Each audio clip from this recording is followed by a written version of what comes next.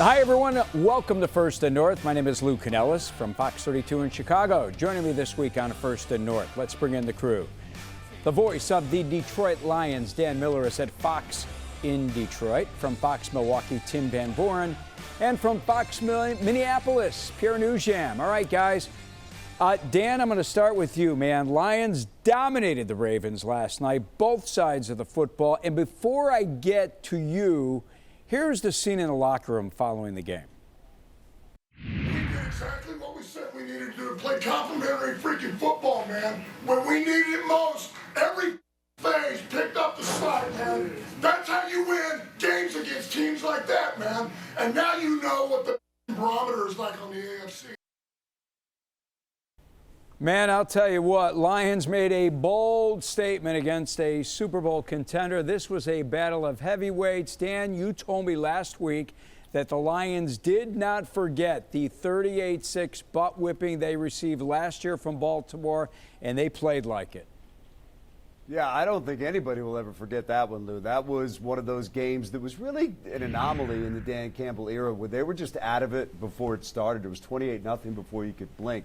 Let me just say something about that locker room for a moment, and all the locker rooms that we all get to cover. Those things are as real as it gets in terms of just from the gut feelings. These guys work so hard for 17 games a year, and every win they get, and if you're lucky you get an 18th, a 19th, a 20th, and a 21st, every win they get means something. So those scenes to me, I think are just so raw. I love them. I think fans love them, and they're real. This game, look, they did what they had to do. They heard all the questions coming into the season. They heard all the questions coming out of Green Bay. People told them it was just the Bears when they won in week number 2. They knew they had to go out and beat a good team, not just for their record, but they like answering their critics, and they did that in this game. It was all 3 phases, sacking Lamar Jackson 7 times, big 4th down conversions on offense, scoring when you had to score, and making plays on special teams. It was a thorough effort by this football team, and one that they needed and one that they rightfully should feel very good about. Boy, I'll tell you what, that 10-plus minute drive they put together, the 4th down call late in the game, I love the way they ran the football. Troy Aikman on the broadcast said that Dan Campbell's got big onions. We just saw the numbers. Did they do anything that you didn't like in that football game?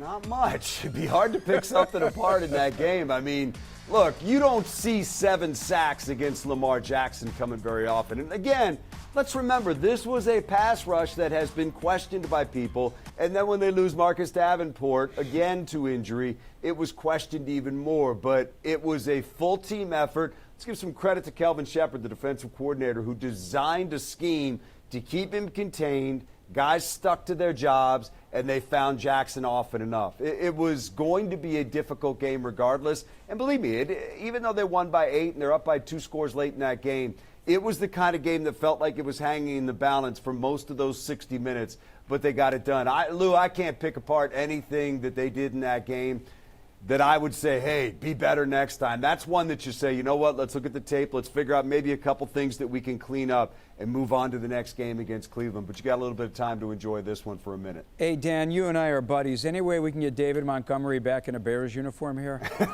Not a chance, man. Not a chance. He's the heartbeat. He is the heartbeat of this team. I mean, there's so many parts that play a role in what this team is, and I'm sure that's the way in all these cities. But Demo just being that veteran, the grizzled guy, still playing, peeling off big runs. People just follow him, man. They absolutely love him here. So the answer is no. He's the football equivalent to Chris Chelios. We're not giving him back. I get it, man. The guy plays with his whole heart. I remember him when he was here in Chicago. All right, biggest upset of the season in Cleveland on Sunday, and Micah Parsons said it best postgame. This is all part of adversity. Undefeated seasons, like, they're hard in the NFL. Like, let's be real. And sometimes, just like today, you to bed. That's just the reality of it. Like, it happens to the best teams. You know what I mean? Even the best Super Bowl champs make mistakes, and they pay for it early. Hey, Tim, I guess the 1972 Dolphins can rest easy. Packers aren't going to go 17-0, are they? They are not going to do that, and they're not going to talk about it again next time either. Rasheed Walker said, I'm not going to talk to the media the rest of the season. He's the one who said they were going to go undefeated this past week. Last week, guys, I talked about the birds singing in Wisconsin. This week, fans think the sun's not even going to come out again the rest of the season. My goodness, this way to that way. Packers clearly look past the Cleveland Browns, though. There's no way to look at it otherwise. The offensive line was suboptimal, let's put it that way. The game plan was severely lacking. The execution by the offense was subpar. The special teams did not do its job. The defense was good again, and still, with all the mistakes, definitely good enough for the Packers to win that game. But the Packers got a dose of the humble pie, and Dan talked about the locker room. There was raw emotion in the locker room. I asked Micah Parsons the question that led to that answer, and there was a lot of accountability from the Packers after that loss. A lot of these guys have been around. They've been on good teams that have had bad losses. The Packers still think they're a good team. They've definitely now had a bad loss, and as Brandon McManus says, what are we going to do about it? Hey, Tim, Packers' run game was awful. You just touched on it. 1.9 yards per carry for Josh Jacobs. Jordan Love, man, the poor guy was sacked 5 times. I'm not sure that's ever happened in a game for Love. He threw a brutal fourth-quarter pick. What's more worrisome? Is it the run game, Love, or are you more concerned about an offensive line that suddenly is dealing with some injuries? Dealing with injuries and hasn't really done much this season. Didn't play together very much in preseason. Maybe that's part of it. You always talk about continuity on that offensive line. They haven't run the ball very well 3 straight times out now. They've been able to get away with it, but they haven't run it yet this season. Josh Jacobs way down on his numbers, not because he's not in there banging away. It's just that there's nothing for him to hit. So I think the offensive line is a major concern to this point. The running game is kind of connected to that offensive line. Jordan Love's been okay, but that pass the other day is a tough one to get off your resume. That looks pretty bad, particularly where and when it occurred. Yeah. All right. Here in Chicago, Ben Johnson, he called out his team's practice habits early last week. We talked about it here on this show. Jaquan Brisker admitted that he and Grady Jarrett led a players-only meeting Wednesday, and the Bears responded. Here's Ben Johnson in the locker room celebrating the Bears' win, which was number 1 for Johnson in his head coaching career. Boss man's first home victory. First win.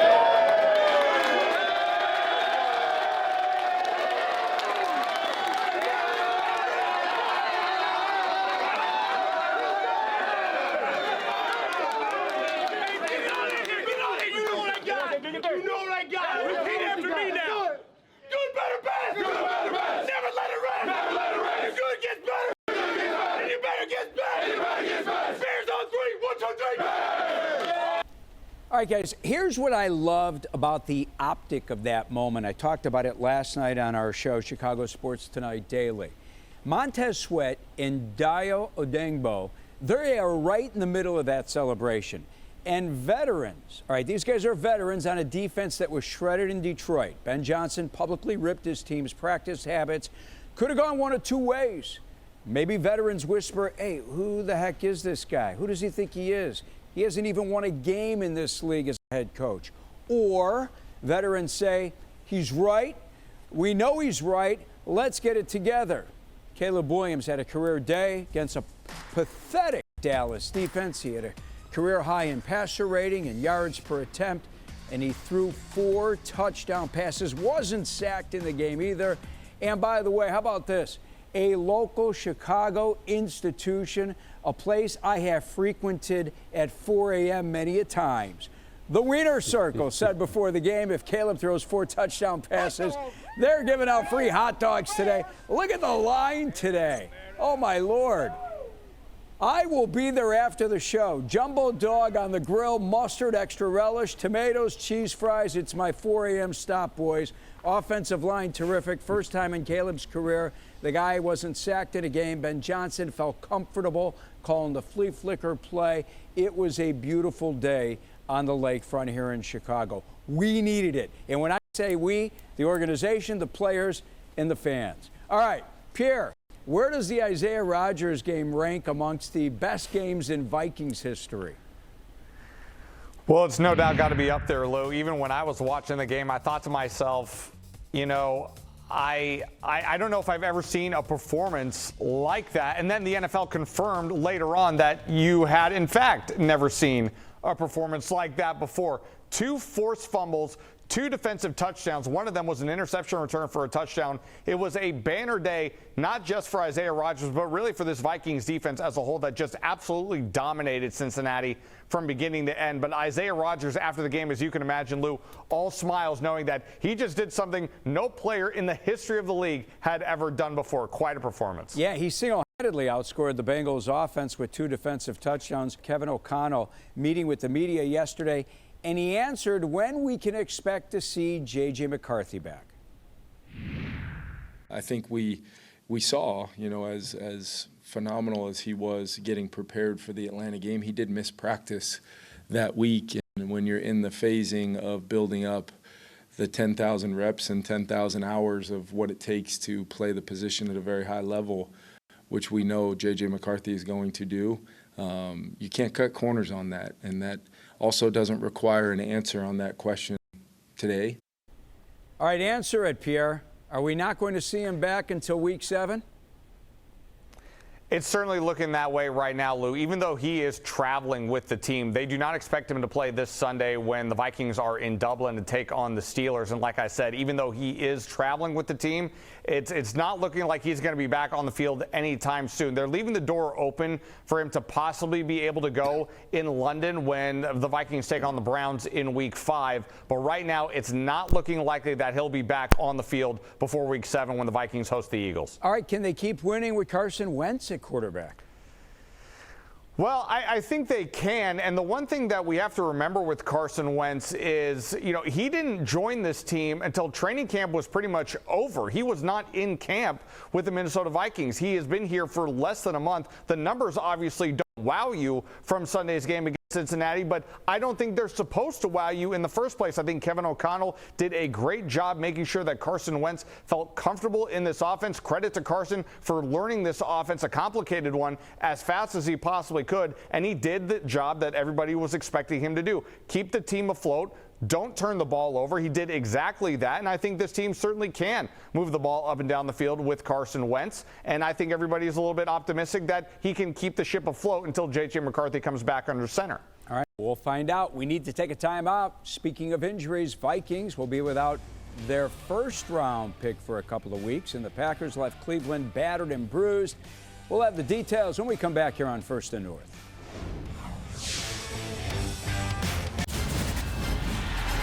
USC takes on Illinois. It's Big Noon Saturday on Fox. All right, we're back here on First and North. Luke Canellis at our Fox 32 studios in Chicago. Dan Miller is at Fox Detroit. Tim Van Voren, Fox Milwaukee, and Pierre Nugent in Minneapolis at Fox Minneapolis. Pierre, I want to start with you. How about rookie first-round pick guard Donovan Jackson? Is he out? And if he is, for how long now? Yeah, Lou, he is going to be out for the foreseeable future, but the Vikings remain optimistic that they won't have to put him on injured reserve. He just had surgery on his wrist. A curious situation because the Vikings say that he injured his wrist in that game against Atlanta over a week ago, played through it against Cincinnati, made it through the entire game, but now is expected to miss 2, possibly the next 3 games. Kind of a similar situation in J.J. McCarthy. I don't think we're going to see Donovan Jackson in games in Europe against Pittsburgh and Cleveland, but the Vikings are optimistic he will be able to return after the bye week when the Vikings take on the Eagles in week 7. Wow, thankfully Christian Darrisaw is back, right? No doubt about it, and I don't think it's any coincidence that the Vikings had their best game on the ground all season long with the return of Christian Darrisaw. Jordan Mason was sensational against Cincinnati, 116 yards on the ground, and the Vikings are all smiles having Christian Darrisaw back, even though think about this, Lou, he hasn't been on the field in almost a year. His first game back is against Trey Hendrickson, and you can't imagine that Christian Darrisaw is in complete 100% football shape, but he absolutely shut down Trey Hendrickson in that game. The Vikings are thrilled to have him back on the field. Yeah, Darrisaw is quite a talent. Warning to the rest of the NFL, Justin Jefferson now has his partner back, right? Jordan Addison's back.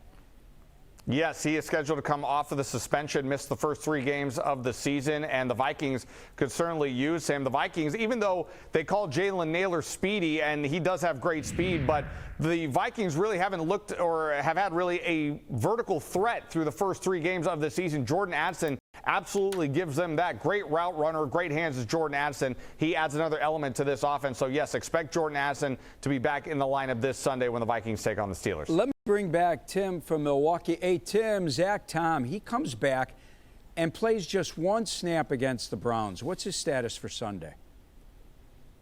It's going to be questionable, Lou, and it was questionable as to his involvement in the game at Cleveland the other day. We talked to him during the week, and he wasn't real confident about the ability to play. He said, ask me, I'll see. He was active, goes down on the very first play of the game, re-aggravation of the same injury, an oblique injury. So not a setback, according to Matt LaFleur, but can't have a player out. You're down a player after 1 play with the same injury. So that definitely worked against the Packers, they had 8 offensive linemen dressed out on Sunday, and they were down to number 8 in the first half. Wow. Tight end Tucker Kraft, okay and ready? Okay and ready. He did play a majority of the snaps against Cleveland. Wasn't a big part of the game plan. That was part of what happened to Green Bay last week. They had a lot of distractions during the week of who would be in, who wouldn't be out. Kraft got hurt during the week in practice, so was he going to play, not going to play, that sort of thing. Not an excuse. It really played itself out with a flat offensive performance. But Kraft was out there for the bulk of the game and should be out there in Dallas this Sunday night. All right, here's the story on the best defensive player for the Bears here in Chicago. Jalen Johnson, placed on injured reserve back on Saturday. Ben Johnson said that Johnson's going to have core muscle surgery, but should be back before the season ends. That's a huge, huge get for the Bears and the defense if he indeed comes back, especially with T.J. Edwards and Kyler Gordon still sitting out. Dan, Terrion Arnold, he had a rough outing on Monday night. Jameson Williams' brother had some strong opinions on him on social media. I don't know if you saw it today, but the Texans released former Lion C.J. Gardner-Johnson earlier. Do you see any chance that the Lions may bring C.J. Gardner-Johnson back? I don't think that's on tap. CJ had some not so complimentary things to say about Detroit in his time after he left. I don't know if that would be a factor or not. I think they feel pretty good about where they are in the secondary. Look, TA's got to be better, and I think he knows that. And we saw him last year struggle early, got better towards the end. He's struggling a little bit now. But I will say in the second half of that game, when Lamar Jackson was looking for somewhere to go, that secondary as a whole had Baltimore on lockdown pretty good in the secondary, so clearly he was a part of that. But we're seeing some struggles there. And it also might tell you a little something. When they went out and signed DJ Reed as a free agent last year for some good money, $348, I was a little surprised by that, but maybe that's also their understanding that Terrion's going to take some time and he's still working through some things. It's a tough position to play.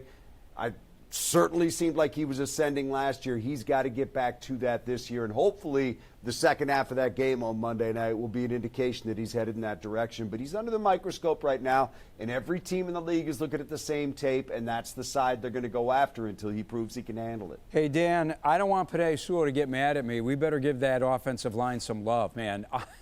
I have to be honest with you. I'm even surprised with the way they have played the last couple of weeks. Look, 2 games in a row, no sacks. Jared Goff has got time back there. That's the one thing that jumped out in this game.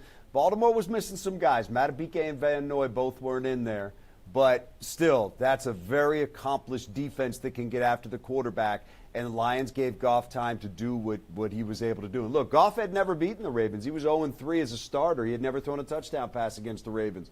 3 interceptions on top of that. So this was a nice night for him, nice night for the team. And that offensive line seemingly has gotten past the communication issues in which guys were going the wrong way when they played Green Bay, and they were able to do it on the road, which I think was a big step as well. Now they'll come back home against Cleveland, but you want to see continued growth, but no argument, Lou. That's a big part of this team, has been a big part of this team, and what they've done the last 2 weeks in these 2 victories has been very nice for this football team. Man, they looked awesome last night. We need to take our final timeout. We preview Week 4 around the NFC North next.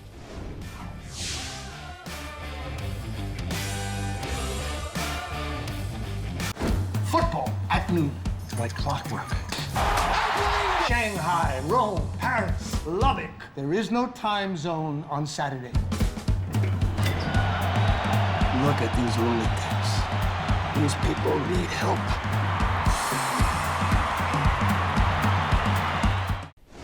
All right, back here on First and North. Here are the matchups for Week 4 in the NFC North. Vikings going abroad, Dublin, Ireland, to take on Aaron Rodgers and the Steelers. Back in the States, Lions host one of the NFL's better defenses. Man, the Cleveland Browns really brought it against Green Bay last week. Bears look to make it 2 in a row, and they hit the road. They're going to Sin City to take on the Raiders. Sunday Night Football. Oh, boy, this one's fun. Micah Parsons goes back to Jerry's World against the Cowboys. Pierre, let me bring you in. You got your bags packed, 2-week trip to Dublin and London? Boy, I wish it was going to be me, but the powers that be here at Fox 9, they told me they didn't trust me out on a night at a town in Dublin. I said, look at my face. How can you not trust this face? Come on. No, but Don Mitchell will be out there for us in Dublin, and I was surprised that Jimmy Rich will be in London. I couldn't believe that Jim actually had his passport. So kudos to Jim for that. And but it's going to be an entertaining couple of weeks here for us here at Fox 9 in Minneapolis, going abroad, and going to be an entertaining game against the Steelers. You know, Pittsburgh is 2-1 as well, but they haven't looked overly impressive, I would say.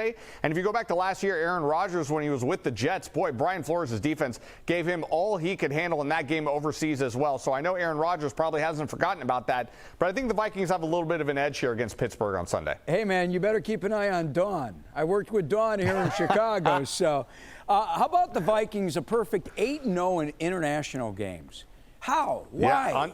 Yeah, unbelievable. Something in the water. I think fans here are hoping that they would do a little less worse. So, I mean, maybe they might threaten to move to overseas with them doing so well. But it's really a testament to how they prepare for these games and get themselves ready. And hopefully we'll see if they can keep that undefeated streak here in the next couple of weeks. All right, Dan, we saw the Browns wreck that Packers offense last Sunday. That young offensive line that you and I were just bragging about, it's got a tough task with Myles Garrett, right?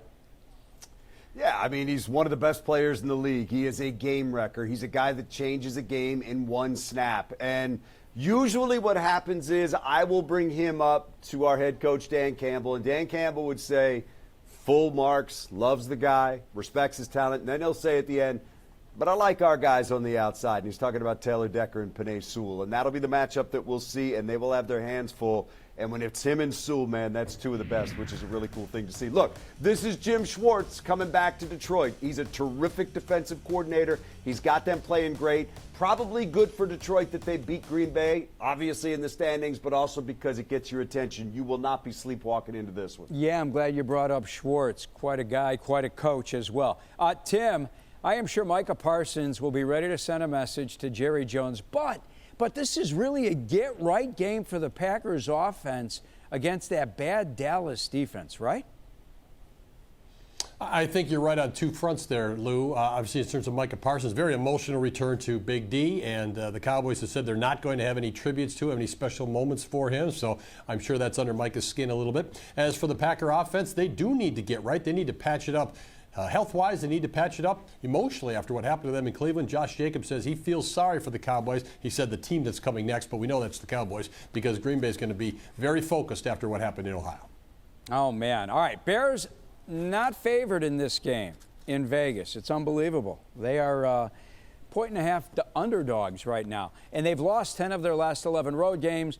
But in my opinion, they are going to dominate this Raiders team. The Raiders' offensive line has given up the second most sacks in the NFL. And I saw a stat yesterday that blew me away. Ashton Genty, best running back coming out of the draft, at least the highest drafted running back coming out of the past draft. This guy, over half of the times he carries the football, he gets tackled behind the line of scrimmage. He's getting no help up front. And Geno Smith, man, he's been sacked a number of times as well. I think it's 12 over the first 3 games. So the Bears defensive line, we are calling on you. Great show as always, guys. For Dan, Tim, Pierre, I'm Lou Canellis. Thanks for watching. We'll see you next week right here on First and North.